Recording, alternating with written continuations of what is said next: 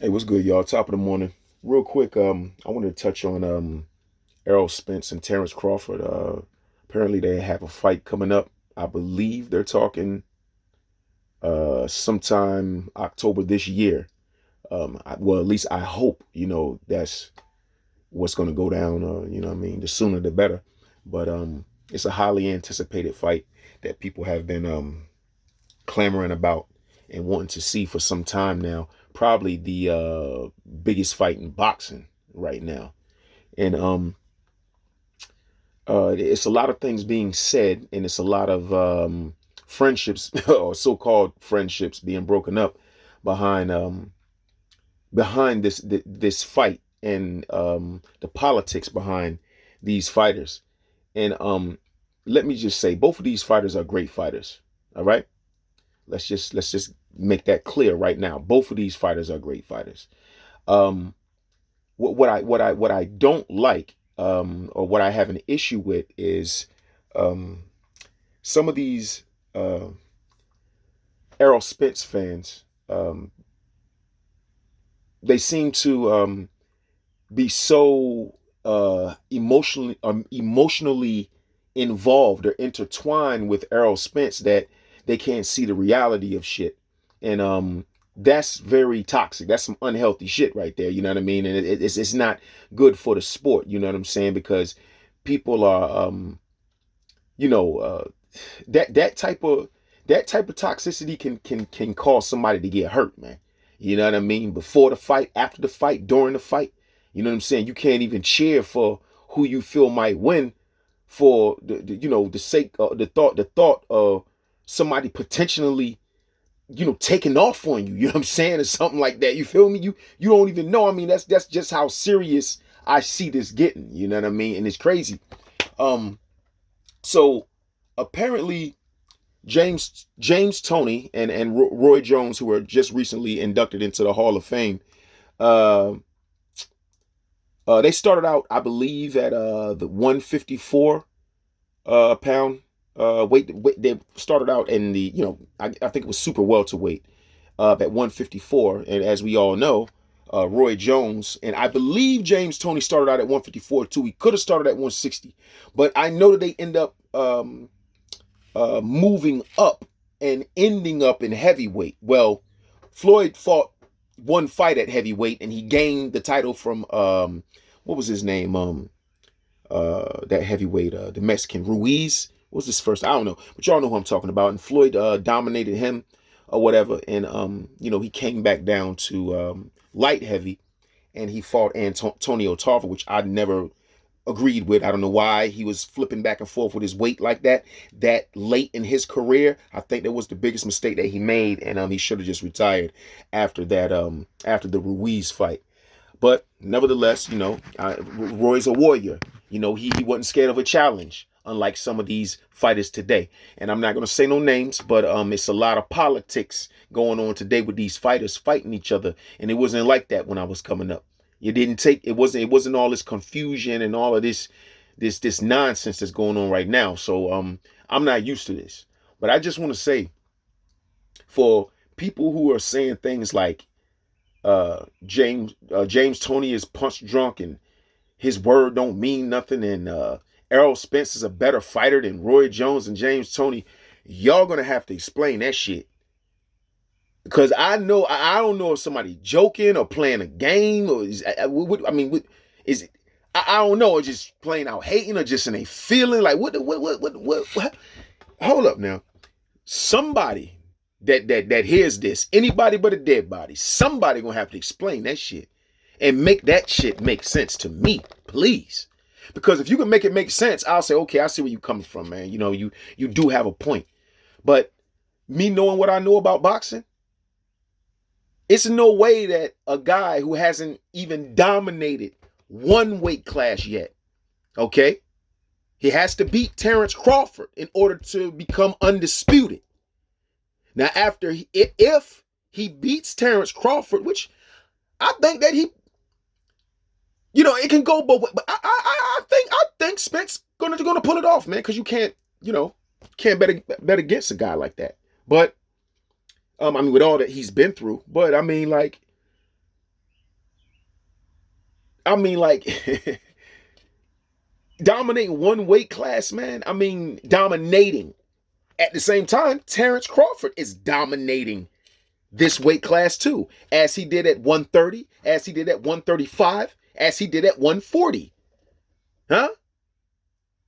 Or was it just one, or did he start off at 135? Well, I know he dominated 135 and 140. Okay? He's undisputed in both those weight classes. Errol has yet to be undisputed. Okay? It's nothing, no slight against Errol. It's just the truth. I like Errol. I like both the fighters. It's no slight. It's the truth. As of now, Terence Crawford is the more accomplished fighter. At 147, no, he's not, because he don't have the belts. But look, he beat Kell Brook in a more convincing and devastating fashion than Errol Spence. He beat Sean Porter in a more convincing and devastating, a devastating way than Errol Spence. Did he not? Did he not? Hey, more convincing and quicker and faster. And he's smaller. He's a smaller guy coming up in weight, beating on these guys like that. He carrying his power, yo. It's crazy. So I don't know if he was, because he's small frame, man. But Terence Crawford got deceptive strength, yo. I know about little skinny dudes, yo, that's strong as fuck, that can hit hard, man. Y'all be looking at a size factor too much, man, and I'm telling you, yo, it's not always like that like you think. Dude, Floyd Mayweather is only like 145 pounds, yo. He walk around at like 151. Yo, that dude is like a junior welterweight. Beating on dudes, yo, that's outweighing him by 15, 20 pounds, beating on him. I know Terence Crawford isn't Floyd Mayweather. You don't got to say, oh, that ain't Floyd. I get it.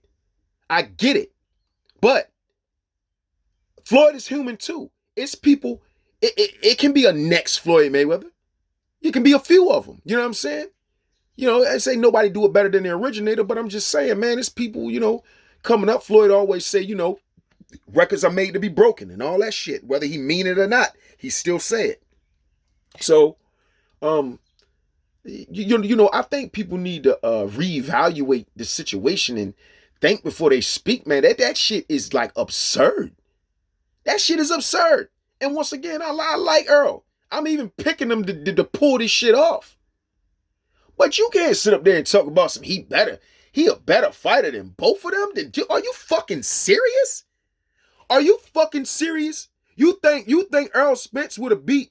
You think Errol Spence would have beat either one of them in their primes? At 154 or 160? Because that's the weights they fought at when they was really doing. Well, I can't even say that because shit, Roy was killing it at 175. that nigga was killing at 175, 168, and 160. So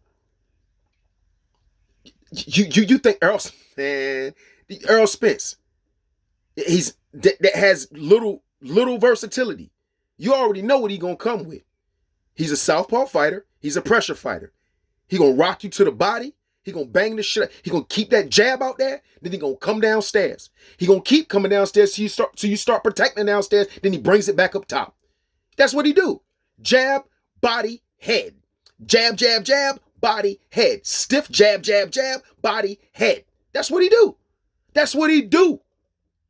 It ain't no whole lot to figure out about Errol, and this is why a lot of people are thinking that Crawford's going to beat him. But Errol could fool people and come with some type of different arsenal. He showed us a little something different with Mikey Garcia. He wasn't trying to knock Mikey Garcia out because people thought that's what he was going to initially come in there to do. He said he going to box Mikey, and he boxed him. He outboxed him, actually. You know what I mean? A guy that's supposed to be the bruiser, brawler, you know, the puncher, the banger. He went in there and outboxed the boxer. You know what I'm saying? The smaller boxer puncher. I mean, that's what happened. So like, I'm not really understanding the delusions of grandeur, man. Like, you can't be that crazy. You can't be that ignorant. If you know anything about boxing, listen, man, I ain't never seen Errol do nothing. I ain't never seen Errol or really Terence Crawford do nothing on the man. Listen, some of the slipping that James Toney used to do in them highlight reels, and the way he used to just miss punches and shit like that, I ain't seen Terence or Errol do no shit like that. And that's just James Toney. We ain't even get the Roy Jones yet. That's a whole different. He on a whole different level. Lightning fast hands. You know what I'm saying? He can switch to both sides too. He wasn't fluent in switching, but man, he hit you so fast, yo. He wasn't a power puncher, but he had good power. Roy hit you so hard, man. We all know that speed generate power, man. Roy been a hit, man. I see, man. Roy threw like hit a dude with like 20-some punches, yo. The dude couldn't even, man, real fast. Referee just waved that shit off. You know what I'm saying? Dude couldn't even do nothing. It's nothing he could do. It was like when he was at I think it's when he first went to 160 or his last fight at 154. You know what I'm saying? He had on some light blue trunks. But yeah, man, Roy was a problem, man. A problem. And wasn't scared to fight nobody. Huh? He fought everybody. James Toney fought everybody. You know what I'm saying? These fighters ain't really showing that type of grit. You know what I'm saying? They not showing that type of heart. You know what I mean? Like not like them guys. So I don't understand. To me, there's no comparison, to be honest with you. To me, you can't even compare them to these guys. Well, you can compare Crawford more than you can Errol, because Crawford is moving up. He's actually dominating. Errol has not dominated yet. He's dominating. Okay? 147. He's dominating.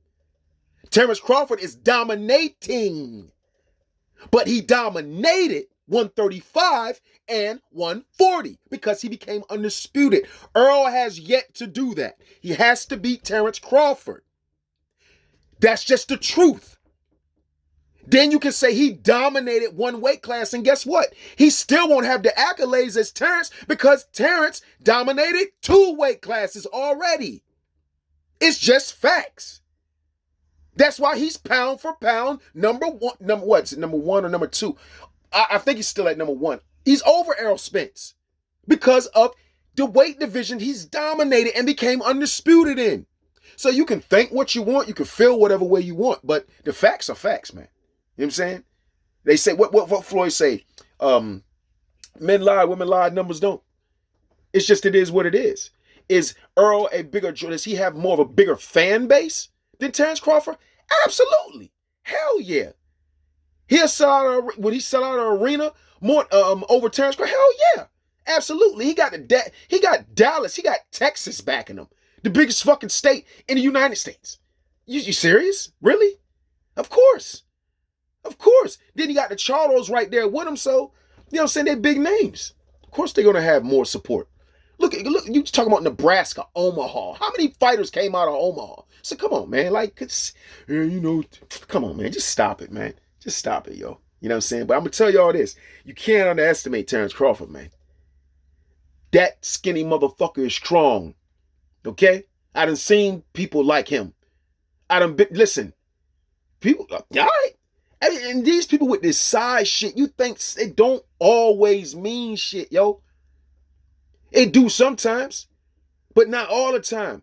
Just because a nigga's big don't mean he can fight, yo. It don't mean he can fight. That go for the ring and boxing in the ring and fighting on the street. It don't mean that. Just because you see a person dominating who you people would consider or call bums, because I don't like to use that term when speaking about fighters. Just because you see a dude knocking out a whole bunch of them, it don't mean he gonna do it to this guy or that guy. It don't mean that. Because this guy or that guy might bring something that dude never saw before. See? And then he might not, be able to weather that. You know what I'm saying? He might not be able to adjust to what that dude is bringing. So, man, you think what you want to think. But, hey, don't be surprised, man, if Crawford pulls this shit off. I'm going with Errol to pull it off, but I know it can go the other way as well. But I don't see Crawford stopping Errol. Anything can happen. I don't see that shit, man. Errol too strong. His tank, he too strong. I done seen Crawford. I I done seen Crawford allegedly get dropped by what's his name? Evis Kavalouskis. They didn't count it. I seen him get rocked by Gamboa. Had a little you had him on spaghetti legs. Huh? I seen him go 12 rounds with Pistol. He dropped Pistol a couple times, but that shit went 12 rounds. Then he gets up in here with Kell Brook when he gets to welterweight. I mean, when he fights Kell Brook, and then he fought Sean Porter. Like I said, he beat them in a more devastating fashion than Errol Spence did. I don't know. It seems like he got stronger at welterweight or something. I don't know. You know what I'm saying? I don't know if he was draining himself or he just, it's kind of weird, but it seems like he's gotten stronger as he's moving up in weight. So we'll see what happens, because we all know that anybody who knows boxing, has been watching boxing, you know that Terence Crawford is predominantly more effective now on the southpaw side, from the southpaw stance.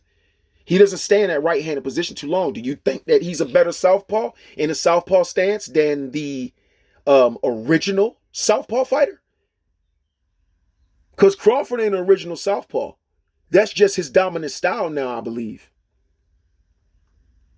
Because he used to be dominant in that right-handed style, but it seemed like as he moved up in competition, he started being less dominant in the right-handed style, and now he stays more so on the left-handed stance. So you're going to have a left-handed fighter against a left-handed fighter? If that's his dominant side,